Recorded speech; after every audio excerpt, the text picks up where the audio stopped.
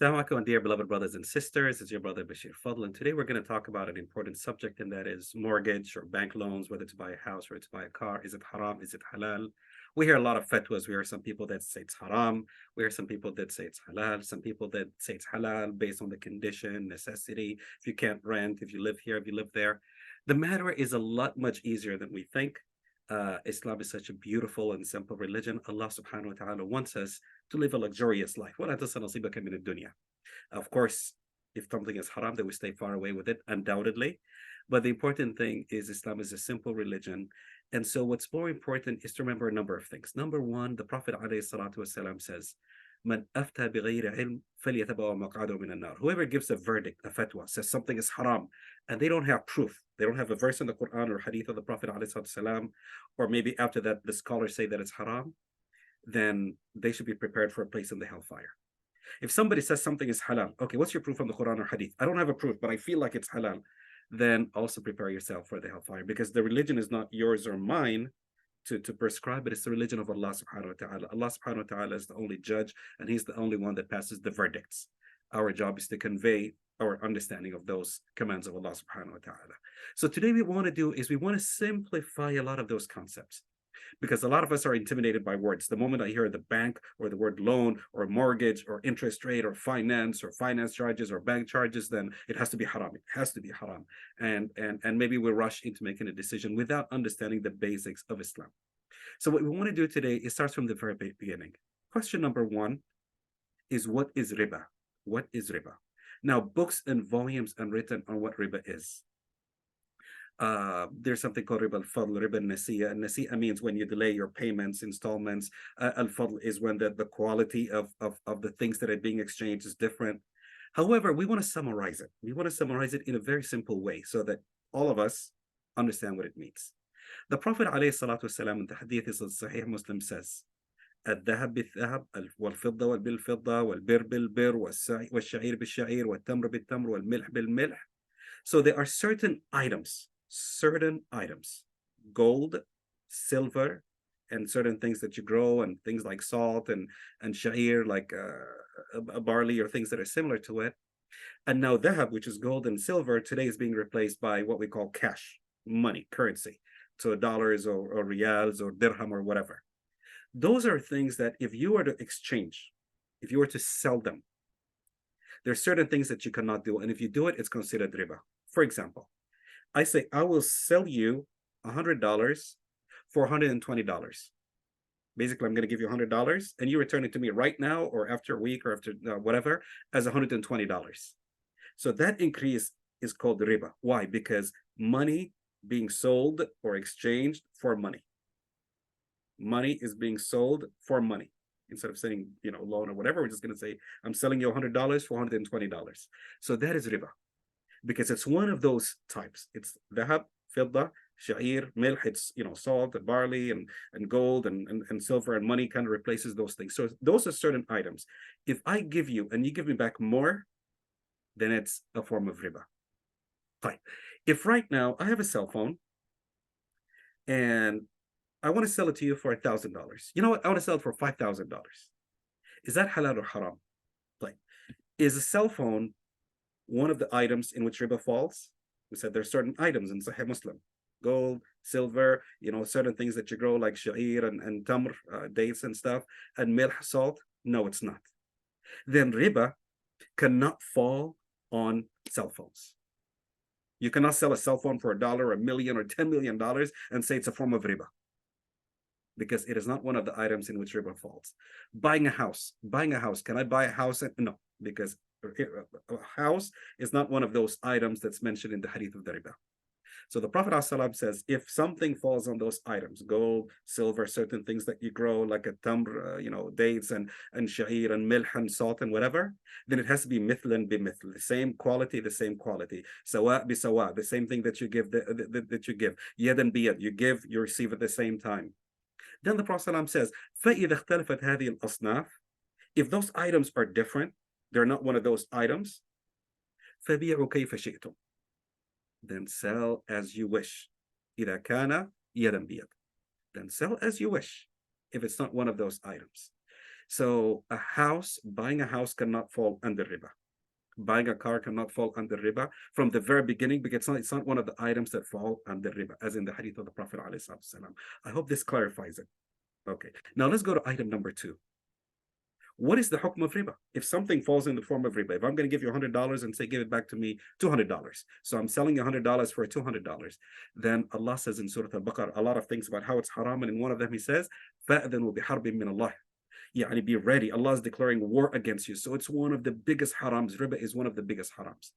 And if it's one of those items that I'm selling you for more in return, then it's one of the biggest harams ever. Like, now, why is riba haram? Riba is haram for a number of reasons. Number one, injustice or dhulm, or taking advantage of people's necessities. And that's not business.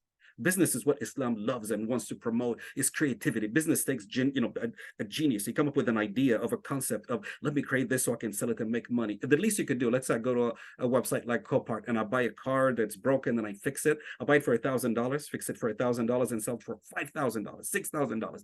That's business. That's where Allah wants you to excel and be creative. Come up with a concept of a software, of a hardware, of artificial intelligence. Come up with a concept, a restaurant where you cook a certain way with a beautiful recipe and make excellent money. Islam loves that. Raise your prices as much as you do. It's halal. However, what's haram is the injustice in riba. In other words, if I say I will sell you $100 for $500, I'll give you $100, but you give it to me back $500. The only time you would accept that is out of necessity, because you really need the $100 today. You'll say, okay, I'm willing to pay it back $500. So riba is taking advantage of the necessity of people without the creativity and the support and the help and all the benefits of what a business does. And that's why it's haram, because it's a form of injustice. Now let's go to number four. Number four is al-bay' bil-taqsit or bil-aqsat. What does that mean? It means installments. Is that halal or haram? In other words, you went to an auction, you bought a car, you fixed it up, it cost you $2,000. You say, Bashir, I'm going to sell you this car for $4,000. This car, I'm going to sell you for $4,000. However, if you want to make payments, we can do installments. We can do payments for 1 year. And instead of $4,000, it's going to cost you $7,000. So we're negotiating. It's either $4,000 cash or 1 year payments for $7,000. Is that halal or haram? It's 100% halal. Because you have a car and you own it. I have the cash and I own it. I can pay you cash for $1,000 if we agree, or we can make installments where I'll pay you $7,000 in monthly payments. That's 100% halal because I'm buying a car. It's not one of the items of riba, and I have money, exchange of car for money. Installments is 100% halal based on the different schools of thoughts. Maliki, Shafi'i, Abu Hanifa, there's a simple saying there, we can come back to it, and Hanbali. All of them say it's halal. Fine.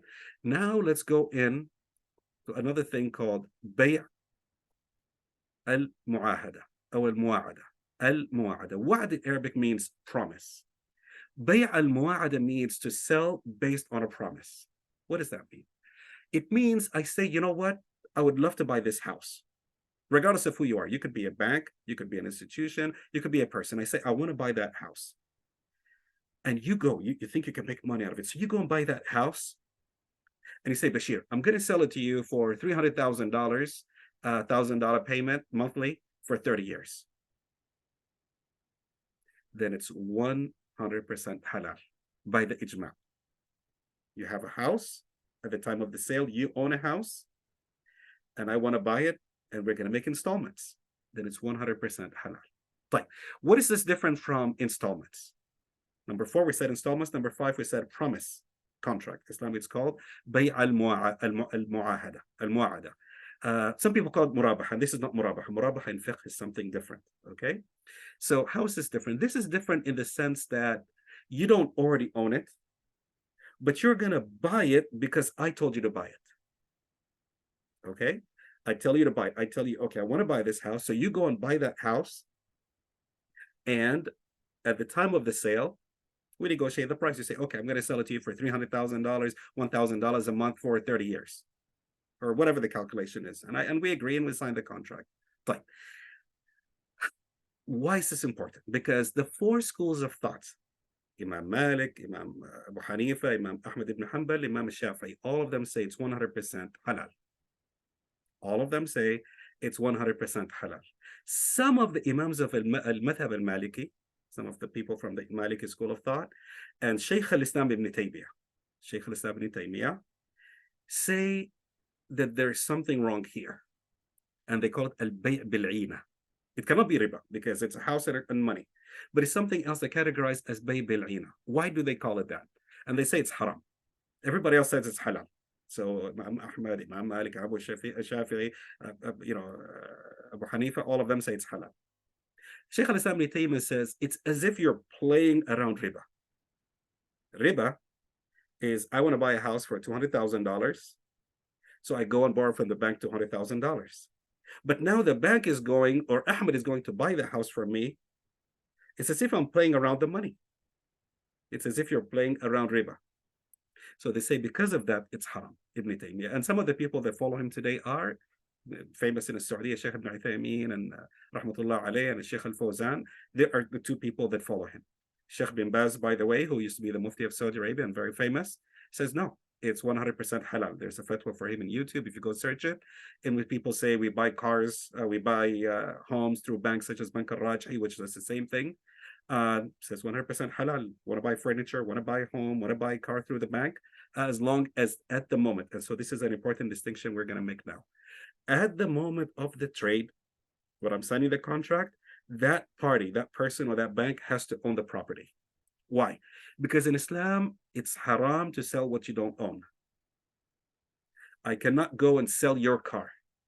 You have a car, you bought it for 5,000, and I think, okay, we can make money if we sell for 7,000. So I go to my friend and say, okay, buy this car for 7,000. Like now at this moment, we're signing the contract and he's buying the car from me. Do I own your car? No, I don't. That is haram. I can't sell what I don't own. So the people say the bank or the person selling you the home, the person that went and bought it, that went to buy it for you to buy it from them, which could be a bank if you're buying it, or a person that's an investor, whatever. At the time they're selling you the home, the deed of the home, the ownership of the home, the ownership of the car, the title of the car has to be in their name. They have to own it. If they own it, according to Imam Ahmad, it's halal. Imam Abu Hanifa, it's halal. Imam Shafi'i, it's halal. Imam Malik, it's halal. Okay, so I hope we explain this. So now I want to go back and further clarify. Somebody says, are you saying I take a loan from the bank? Okay, so when you say loan at the bank, we need to distinguish two things. Are you going to the bank? A car is for $5,000. Are you going to the bank and say, give me $5,000 cash or check so I can go buy a car? Or does the bank own the car and you're making monthly payments? You see the difference? Here, it's money exchanged for money. I'm going to take a check for 5,000, return it 6,000. That is riba because money versus money falls under the hadith of riba.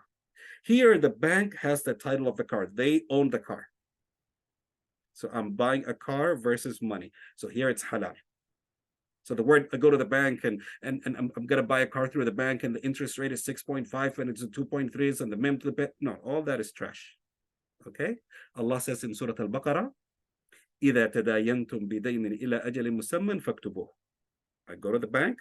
At the time of the sale, they own the house, what we call closing, generally in real estate. At the time of the closing, they own the house, and they have a very clear contract because this has to be defined. Who owns the house? They own it. Do we know the house? Yes, I've seen the house. Now, is the payment plan clear? Yes, the payment plan is clear. Every first of the month, I'm supposed to write $1,000 for 30 years. So the payment is clear, the house is clear, and ownership of it by them is clear. Then it's 100% to halal to buy.